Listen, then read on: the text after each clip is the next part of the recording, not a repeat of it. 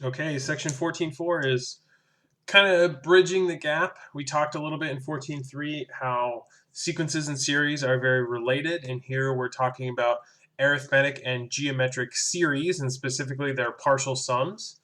So we've seen arithmetic and geometric sequences, and as we talked about a little bit in the last section, a series is really just a sequence, but instead of listing the terms that you have, you are adding up all the terms you have. So obviously, if we can have a geometric sequence, we can certainly have a geometric series. So we have two things to talk about. You could probably guess what they are. It's the partial sum of an arithmetic sequence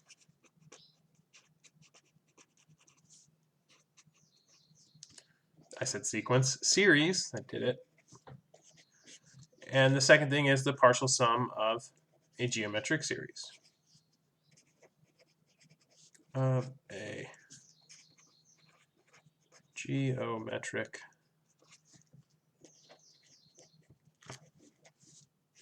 series. So let's start with the arithmetic series.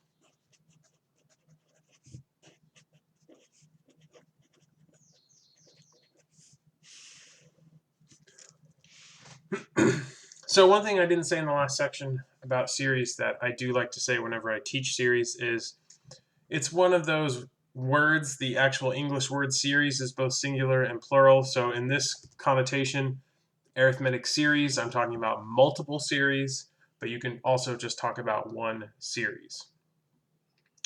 So let's say that if a sub n is the general term for an arithmetic series,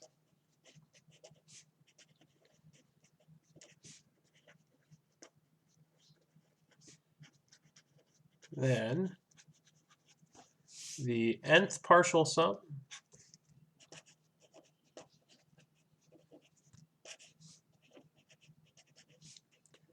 is given by still s sub n because it's a summation, and this is equal to n over 2 times a sub 1 plus a sub n. So remember, nth partial sum sums up a certain number of terms. A sub 1 is always the first term in this formula. So we use a sub 1 as kind of a shorthand, but we know from the last section that sometimes we start at 0. So if you start at 0, this would be a sub 0. And a sub n is always the last term or the nth term that you're summing. So if you're doing the fourth partial sum, this is the fourth term. So let's look at an example.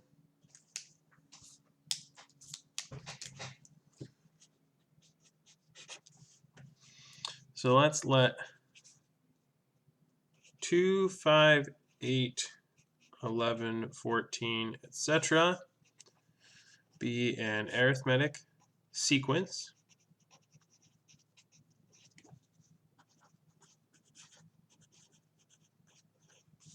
And we want to find the sixth partial sum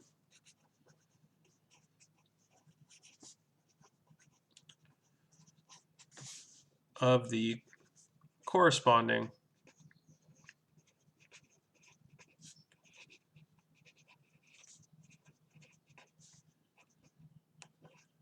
series. So remember, if we have a sequence or a series, the corresponding sequence or series is just the same numbers, but either with a plus, in this case, we're going to a series, or with commas if we're transferring to a sequence. So we're going to do this in two ways. Since we have the sequence in front of us, and they're just numbers, we can add them up ourselves. So that's what we're going to start with, just adding up the first 6 terms.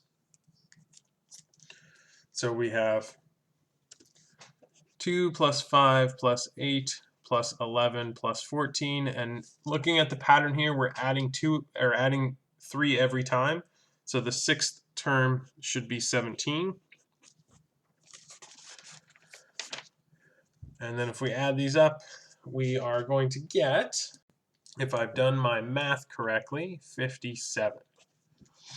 So that's just a straight addition. Now, obviously, if we're doing big partial sums, like 15 or 20 or 25 or something huge like 100, we don't want to sit here and add up that many numbers.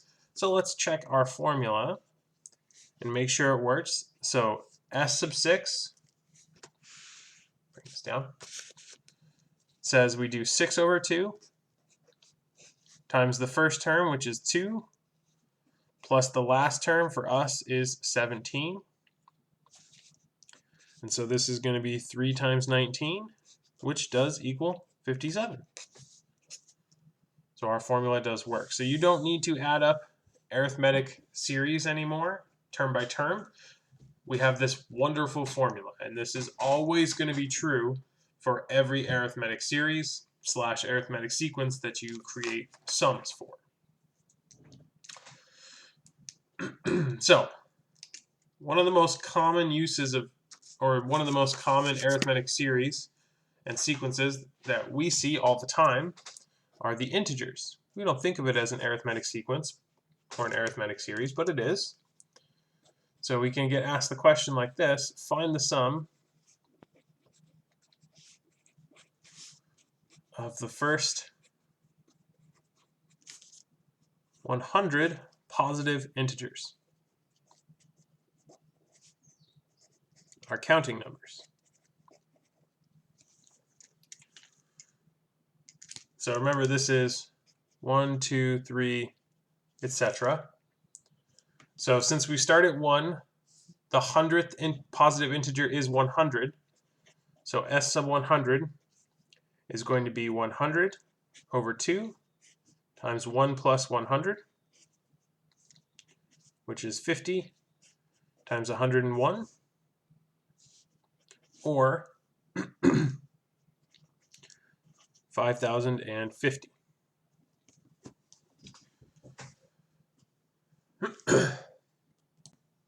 So this is kind of like a mathematical party trick. You can say, I can add up any number of integers you want in a matter of seconds, because it's really using this formula and thinking of our positive integers as a series or a sequence, specifically arithmetic ones.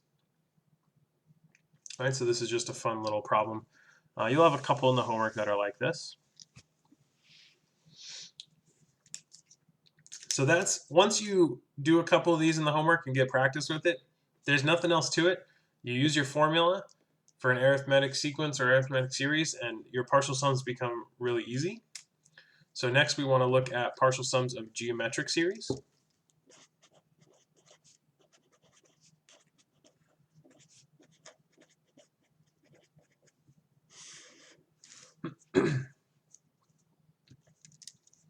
So if R is the common ratio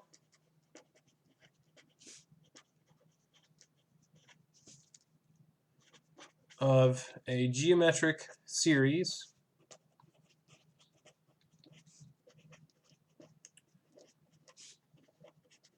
whose general term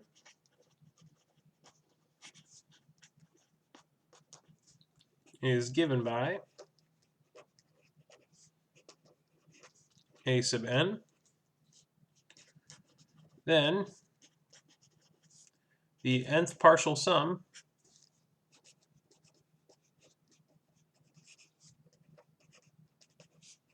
is S sub n equals a sub 1 times 1 minus r to the n over 1 minus r. Again, a sub 1 here is the first term.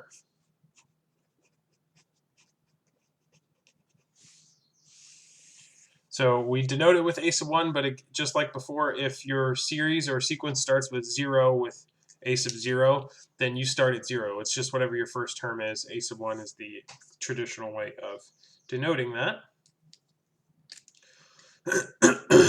So let's look at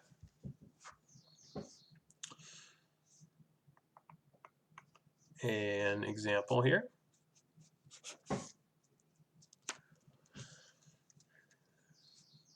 So find the sixth partial sum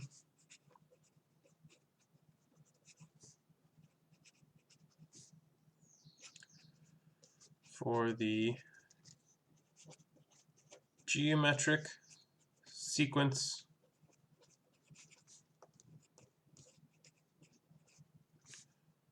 five, 10, 20, 40, etc.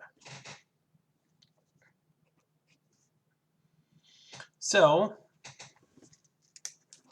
again, we can double check this, doing it the classical way of just adding up the 6 terms and then comparing it to our formula. So let's start with that. So our partial sum adding up the first 6 terms would be 5 plus 10 plus 20 plus 40.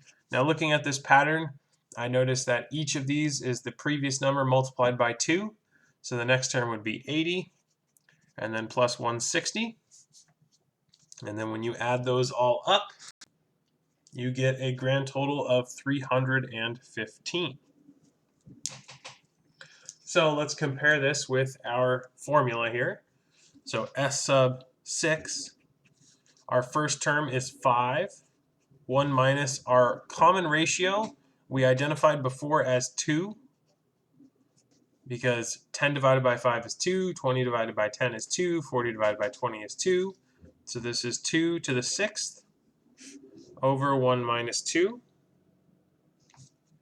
So this is going to equal 5 times 1 minus 2 to the 6th is 64 over negative 1, or 5 times negative 63 over negative 1, which is really just 5 times positive 63. And that does give us 315.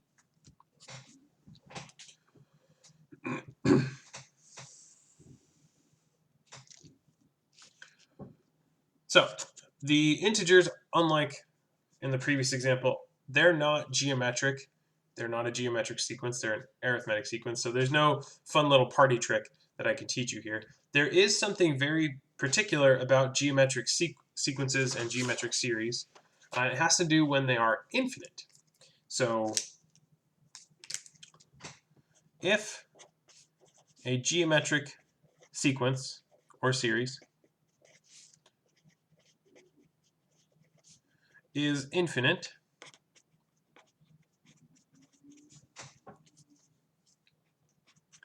it has a finite answer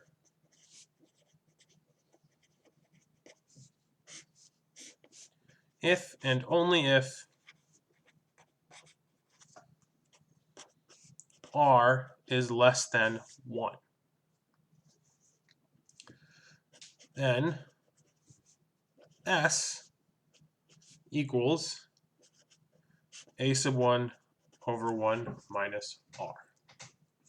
So I want to kind of dive into why this works. So we don't write a term here. Sometimes you may see a little infinite sign here. But essentially what we have is our series from n equals 1 to infinity of a sub n. We have an infinite geometric series.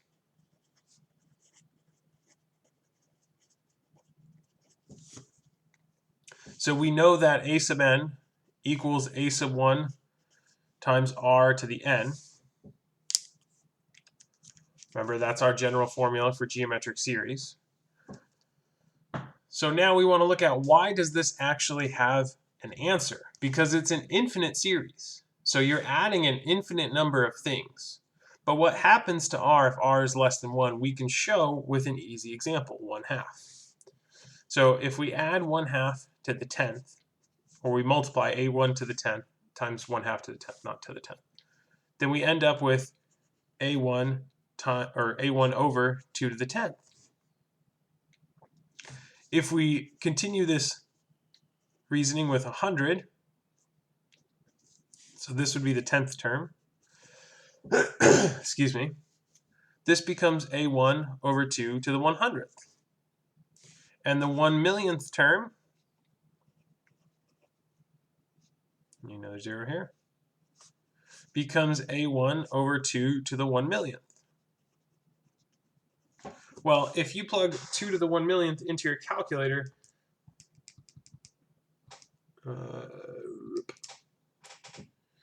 it won't even calculate it because it's so dang big.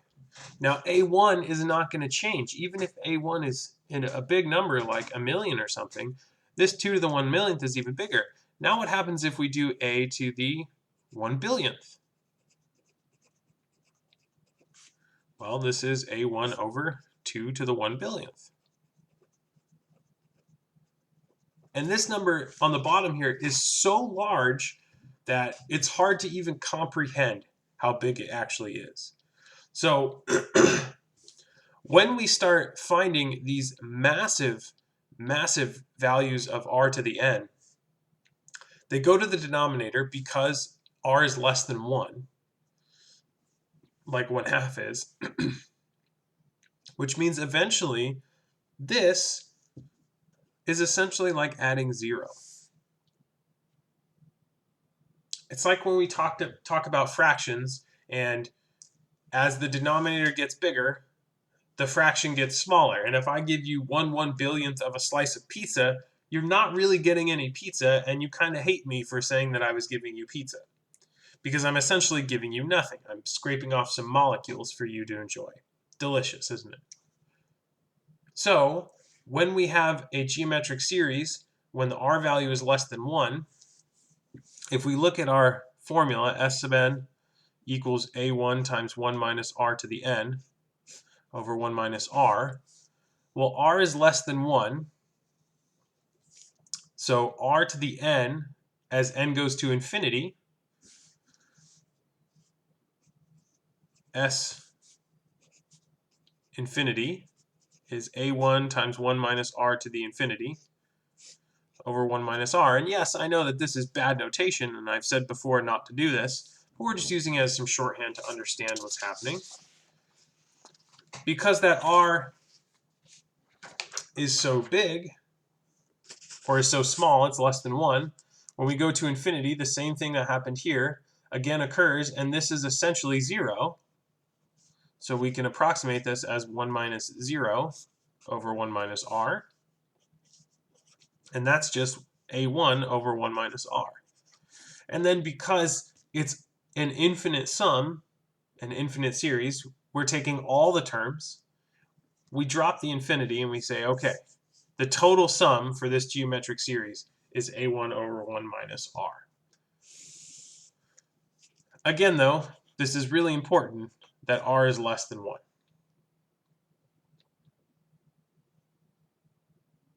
It has to be less than 1, or I should say the absolute value of r is less than 1, but that's fine.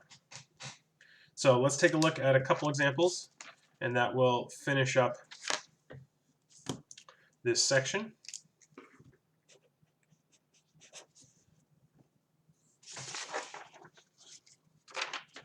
So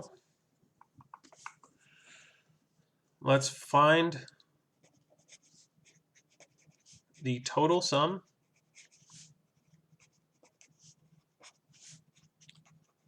of the geometric sequence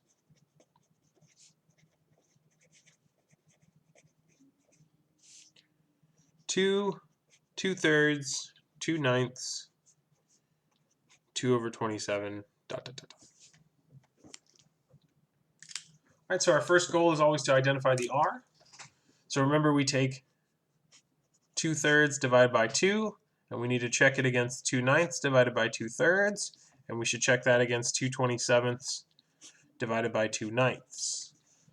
We need to check all three of these. Remember, 2 things can be coincidence, 3 things is our minimum to identify a pattern.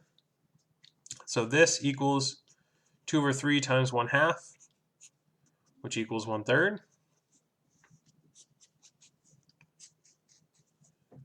this equals 2/9 times 3/2. That goes into 9 3 times 1, 1 equals 1/3. Okay, good. And this equals 2 over 27 times 9 over 2. 2's cancel. 9 goes into 27 3 times, and we get 1/3. Okay, so our r is definitely 1/3, which is less than 1. It means that we can find the total sum, and we use our new formula. S equals A1 over 1 minus r. Our first term is 2. So this is 2 over 1 minus 1/3. And this equals 2 over 2/3, which is the same as 2 times 3/2. Put that over 1. This cancels 2, 3. So that means this sequence, when taken out an infinite number of terms and then added up those infinite number of things, only adds up to 3. And that's because every time we're adding a little bit less. So the first term is 2. The next infinite number of terms that come in this sequence only add up to 1 because they're all so small. And in fact, they don't even actually add up to 1 because we know that we can't actually sum up and get to 1, because if we did, we would have a stopping point. But that's not the important part here. So let's try one more here, and then we will be done with this section. So let's actually make this practice. So pause the video, try and figure this out on your own. So find the total sum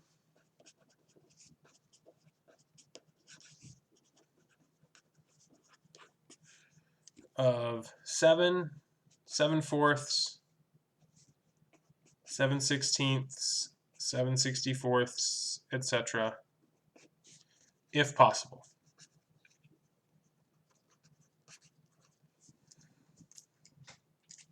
So remember, we have to have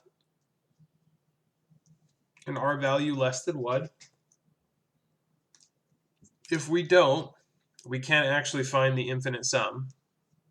So that's always your first goal, and a lot of times problems will be phrased like this. They'll say, find the sum if possible. So pause the video, try this out, and I'll start going over it now. So our r value should be 1/4, which is less than 1, and we can double check that. 7/4 over 7, 7/4 times 1/7, which is 1. 7 over 16 divided by 7/4 is 7/16 times 4 over 7. That cancels, goes in the 4, and we get 1/4. That should have been 1/4. And the same thing is going to happen when we check 7/64 divided by 7/16. This is 7/64 times 16 over 7. Cancel. This goes once. This goes 4 times. We get 1/4. So then once we've checked and verified, we know that this is our r value.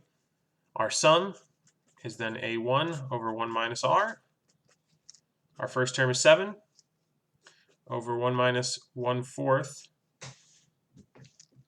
So this is 7 divided by 3/4, which equals 7 times 4/3, which equals 28/3.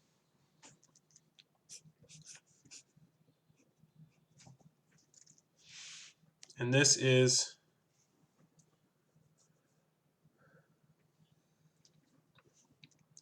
what, 3? This is 9 1/3. So again, our first term is 7. The next infinite number of terms only adds up to 2 1/3. But that's our final answer there. Again, the big important thing here when you're trying to figure out if you can find a total sum is if your r value is less than 1. If it's not, you can't find a total sum. It's just not possible. All right, that is the end of 14.4.